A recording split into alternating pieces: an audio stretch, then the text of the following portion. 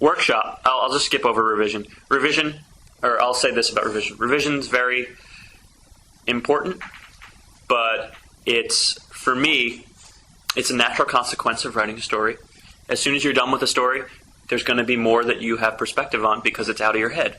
So the crucial part about revision is knowing when to trust yourself, knowing when something needs improvement, knowing when something's just a lateral movement and you're prolonging getting it finished, and knowing when revision's self-defeating and you're just beating yourself up and you're not respecting the uniqueness that is you that's on the page. You're trying to conform to some other idea. So you have to be very careful when revising that you're not doing it for the sake of just revision.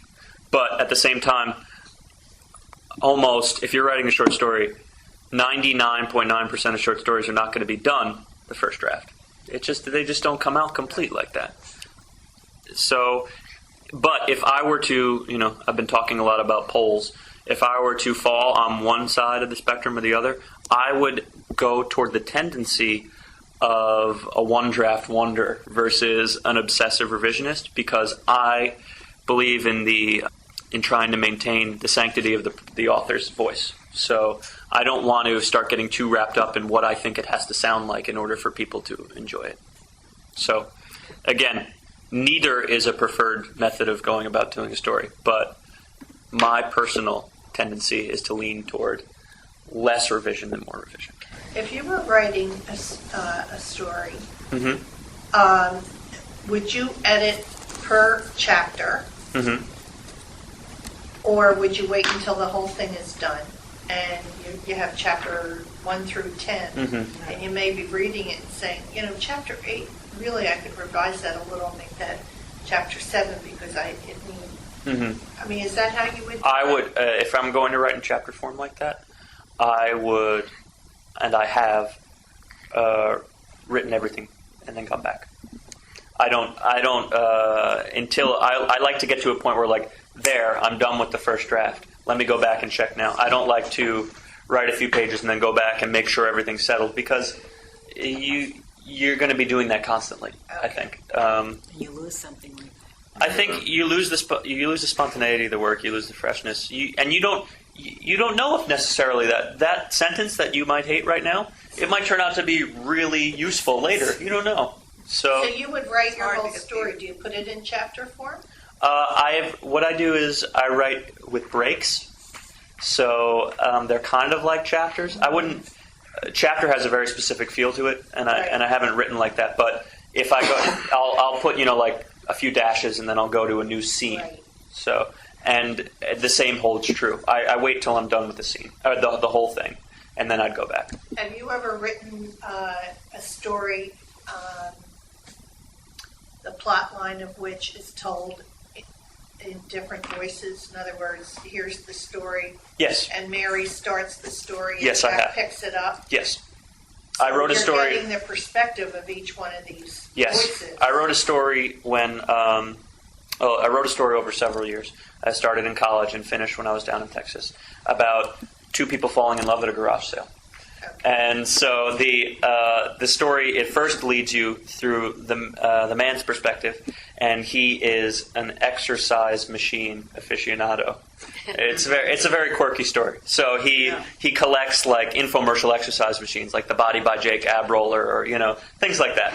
And he has a very particular way of going about garage sales. He's very methodical. He likes to plan out before he goes out on a weekend where he's going to go and things like that. Halfway through the story, he meets his counterpart, a female garage sale, a person that collects Hess trucks.